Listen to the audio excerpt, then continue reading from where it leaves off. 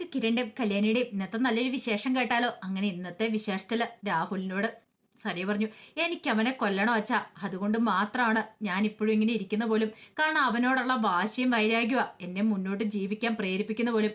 അവൻ മരിച്ചു കഴിഞ്ഞാലേ എനിക്കൊരു സമാധാനമാകത്തുള്ളൂ. അല്ല മോളെ, നീ എന്തേലും ചെയ്തു പോയിട്ടുണ്ടെങ്കിൽ ഞാൻ തൽക്കാലം ഒന്നും ചെയ്യാൻ പോകുന്നില്ല. അല്ല, അച്ഛൻ പറഞ്ഞില്ലേ ഒരുത്തനുണ്ടെന്ന്, അവന്റെ നമ്പർ എനിക്ക് തന്നല്ലോ, ഞാൻ അവനെ വെച്ച് ഞാൻ ചെയ്യിച്ചോളാം. ബാക്കി എന്താന്ന് വെച്ചാൽ എനിക്കറിയാം.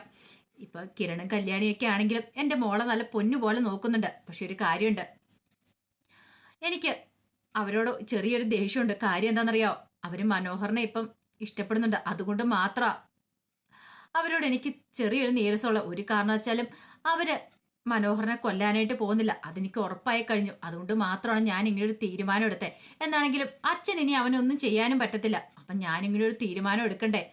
ഒരു കാര്യം ഞാൻ ഉറപ്പിച്ചു, ഇനിയിപ്പോൾ അവനെ കൊണ്ട് അത് ചെയ്യാൻ പറ്റിയില്ലേ പോലും ഞാൻ ഈ കാര്യം ചെയ്തിട്ട് ശേഷിക്കുന്ന എൻ്റെ ജീവിതം ഞാൻ ജയിലിൽ തന്നെ തീർക്കും. അതിന് ഞാൻ തീരുമാനിച്ചു കഴിഞ്ഞെന്നും പറഞ്ഞുകൊണ്ടാണ് സരി രാഹുലിൻ്റെ അടുത്തുനിന്ന് പോരുന്നത്. സമയത്ത് യാമിനി ശാരിയോട് ചോദിച്ചു, നിന്റെ മോൾക്ക് എന്താ ശാരി ഇത്?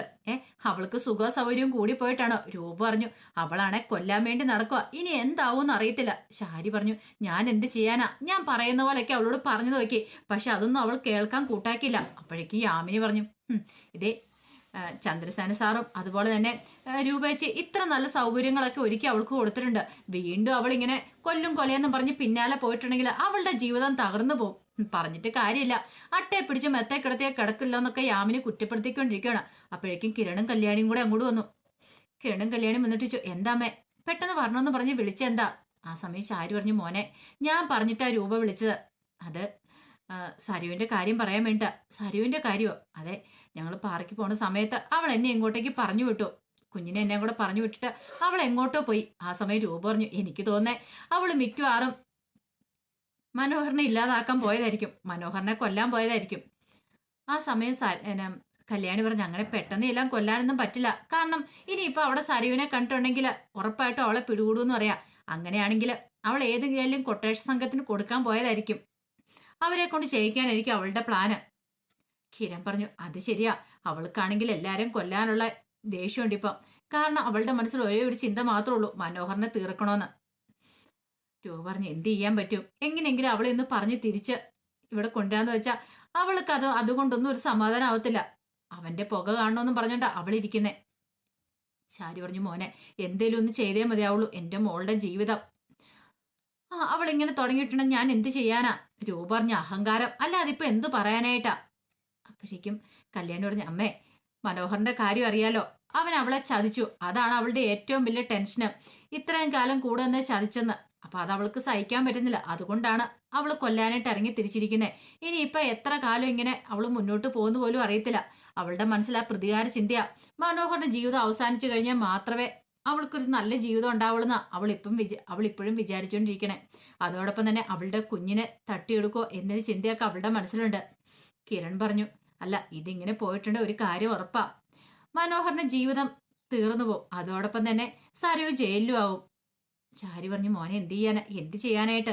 മനോഹർ പഴയതുപോലെ ഒന്നുമല്ല, അവനിപ്പം നല്ല മാറ്റമുണ്ട്. അങ്ങനെയുള്ള സമയത്ത് അവൻ കൊല ചെയ്യപ്പെട്ടിട്ടുണ്ടെങ്കിൽ ആന്റിയുടെ മോളെ അകത്ത് പോയി കിടക്കുകയും ചെയ്യും. ഒരു കാര്യം ചെയ്യാം, ഞാൻ അങ്ങോട്ടേക്ക് പോവാം. കല്യാണി പറഞ്ഞു, ഞാനും കൂടെ വരാൻ കിരണേട്ടാ. ഈ സമയത്ത് മനോഹറിന്റെ അടുത്ത് ആരെങ്കിലും വേണം. ഇനിയിപ്പോൾ അവൻ ജയിലിൽ എത്തുന്നോടം വരെ അവന് വേണ്ട കരുതൽ നമ്മൾ കൊടുക്കണം. അല്ലെങ്കിൽ അവന് ഏത് സമയത്തും സംഭവിക്കാം. ഒരു പക്ഷേങ്കിൽ സരിയോ ആരെങ്കിലും പറഞ്ഞു വിട്ടിട്ടുണ്ടെങ്കിൽ കൊലയാളി ഉറപ്പായിട്ടും അങ്ങോട്ടേക്ക് വരുമെന്ന് പറയണം. അങ്ങനെ അവരങ്ങോട്ടേക്ക് പോയി. കുറച്ച് കഴിഞ്ഞപ്പം സരിയു രാഹുൽ പറഞ്ഞ കൊലയാളിയുടെ അടുത്തേക്ക് ചെല്ലുവാണ്. അങ്ങനെ അയാളെ ചെന്ന് കണ്ടിട്ട് പറഞ്ഞ്, പൈസ എനിക്ക് പ്രശ്നമല്ല, അറിയാലോ, എത്ര രൂപ വേണമെങ്കിലും തരാം, പക്ഷെ അവനെ തീർക്കണം. അത് കേട്ട് കഴിഞ്ഞപ്പോഴത്തേനും അയാൾ പറഞ്ഞു, അരെ രാഹുൽ സാറിന്റെ മോളായതുകൊണ്ടാ ഞങ്ങൾ ഈ കാര്യം ഏറ്റെടുക്കുന്നത്. ഇത് ഇത്ര റിസ്ക് ഉള്ള കാര്യമാണ്. അല്ല, മുമ്പ് ആ ചന്ദ്രസേനൻ എന്ന് പറയുന്ന ആളെ അയാളുടെ മകനെയൊക്കെ കൊല്ലാൻ വേണ്ടിയിട്ടല്ലേ ഏർപ്പാടാക്കിയിട്ടുണ്ടായിരുന്നേ. അന്നൊക്കെ ചെറിയ പാളിച്ചകളൊക്കെ പറ്റിപ്പോയി, അതൊക്കെ എനിക്കറിയാം. ഇനിയിപ്പൊ അതിനെക്കുറിച്ചൊന്നും ചിന്തിക്കണ്ട, ഇപ്പൊ ചെയ്യേണ്ട ഈ കാര്യം മാത്രം, ഇതെനിക്ക് ചെയ്തു തന്നേ മതിയാവുള്ളൂ. അയാൾ പറഞ്ഞു, ഇത്ര റിസ്ക് ഉള്ള കാര്യം അങ്ങോട്ട് കയറി പറ്റുക പറഞ്ഞാൽ കാരണം പോലീസ് പ്രൊട്ടക്ഷൻ ഉണ്ട്. അതൊന്നും നിങ്ങൾ നോക്കേണ്ട കാര്യമില്ല, കാരണം ഞാൻ അതിനകത്ത് കയറി പറ്റി. നേഴ്സിന്റെ വേഷം ധരിച്ച്. അതുപോലെ തന്നെ നിങ്ങൾ വല്ല അറ്റൻഡറുടെയോ ഡോക്ടറുടെ ഏതെങ്കിലും വേഷം ധരിച്ച് അങ്ങോട്ട് കയറി ചെല്ലാൻ നോക്ക്. പിന്നെ എത്രയും പെട്ടെന്ന് തന്നെ കാര്യം കഴിക്കണം. നിങ്ങൾ പറയണ പണം ഞാൻ തരുന്നുണ്ടല്ലോ. അതുകൊണ്ടാ ഈ റിസ്ക് ഞങ്ങൾ ഏറ്റെടുക്കാന്ന് വിചാരിച്ചേ. പിന്നെ 100% ഉറപ്പൊന്നും പറയത്തില്ല, കാരണം അവിടുത്തെ സിറ്റുവേഷൻ എങ്ങനെയാണെന്ന് ഞങ്ങൾക്ക് അറിയത്തില്ല. ഞങ്ങളെ കൊണ്ട് പരമാവധി പറ്റുന്ന പോലെ ഞങ്ങൾ ശ്രമിക്കാം. പിന്നെ ഒരു ശുഭവാർത്ത കേൾക്കാനായിട്ട് തയ്യാറായിട്ടിരുന്നു. അതൊക്കെ പറഞ്ഞിട്ടാണ് അവരങ്ങോട്ടേക്ക് പോകുന്നത്, ഹോസ്പിറ്റലിലേക്ക്. ഇതേ സമയം ഹിരൺ ഹോസ്പിറ്റലിലേക്ക് വന്നു. അങ്ങനെ ഹോസ്പിറ്റലിലേക്ക് വന്നിട്ട് ഐസുവിന്റെ ഫ്രണ്ടിൽ നിൽക്കുന്ന പാറാവുകളുടെ അടുത്തേക്ക് വന്നു. എന്നിട്ട് പറഞ്ഞു, എനിക്കൊരു മെസ്സേജ് കിട്ടിയിട്ടുണ്ട് സാർ. മനോഹറിനെ ഇല്ലാതാക്കാനായിട്ട് ചിലർ ശ്രമിക്കുന്നുണ്ട്. ഉറപ്പായിട്ടും അവർ ഇങ്ങോട്ടേക്ക് വരും. വേഷം മാറിയായിരിക്കും വരുന്നത്, ചിലപ്പോൾ ഡോക്ടറുടെ അറ്റൻഡറുടെ ഒക്കെ വേഷത്തിൽ. അതുകൊണ്ട് സൂക്ഷിക്കണമെന്ന് പറയാണ്. അതൊക്കെ ഇനി ഞങ്ങൾ നോക്കിയും കണ്ട് നിന്നോളാം. കാരണം ഇങ്ങോട്ടേക്ക് വരുന്ന പരിചയമുള്ള ഡോക്ടർ അല്ലാതെ വേറെ ആരും ഞങ്ങൾ അകത്തേക്ക് ഏറ്റുവിടുന്നില്ല. പിന്നെ ഏത് വേഷത്തിൽ വന്നാലും അവരെ ഞങ്ങൾ പിടികൂടിക്കൊള്ളാന്ന് പറയണം. അപ്പൊ സൂക്ഷിച്ചും കണ്ട് നിൽക്കണം. പറഞ്ഞൊക്കെ ഓർമ്മയുണ്ടല്ലോ, ചിലപ്പോൾ ഏത് നിമിഷം എന്ത് വേണം സംഭവിക്കാം. അങ്ങനെ കിരൺ മെസ്സേജ് ഒക്കെ പാസ് ചെയ്തിട്ട് കിരൺ അങ്ങോട്ടേക്ക് പോവാണ്. ഇതേ സമയത്ത് ഗുണ്ടകൾ അങ്ങോട്ടേക്ക് വരുവാണ്. അങ്ങനെ ഗുണ്ടകൾ വന്നു കഴിഞ്ഞിട്ട് ഒരുത്തൻ അങ്ങോട്ട് പുറത്തിറങ്ങാൻ തുടങ്ങിയപ്പോൾ മറ്റവനോട് പറഞ്ഞു, അതെ വണ്ടി ഇവിടെ പാർക്ക് ചെയ്യണം. ആ സമയം അയാൾ പറഞ്ഞു, അതേ സമയമൊന്നും പാർക്ക് ചെയ്യാൻ പറ്റില്ല, അറിയാലോ. ഒരു പക്ഷേ പാർക്കിംഗ് ഗ്രൗണ്ടിലേക്ക് മാറ്റാൻ പറഞ്ഞ പ്രശ്നവും. അതിനുള്ളിൽ തന്നെ കാര്യം കഴിച്ച് പെട്ടെന്ന് ഓടി വരണം എന്ന് പറയണം. ശരി നോക്കട്ടെ, അത്ര പെട്ടെന്ന് കാര്യം കഴിച്ചിട്ട് ഓടി വരാൻ പറ്റുമെന്ന് അറിയത്തില്ല. എന്നെ കൊണ്ട് പറ്റുന്ന പോലെ ഞാൻ ചെയ്യാം എന്നും പറഞ്ഞിട്ട് അയാൾ അങ്ങോട്ട് അകത്തേക്ക് കയറി പോവാണ്. ആ സമയം കിരൺ അവിടെ നോക്കി നിൽക്കുവാണ്. കാരണം എപ്പോഴും ഏത് നിമിഷം വേണമെങ്കിലും എന്ത് സംഭവിക്കാം.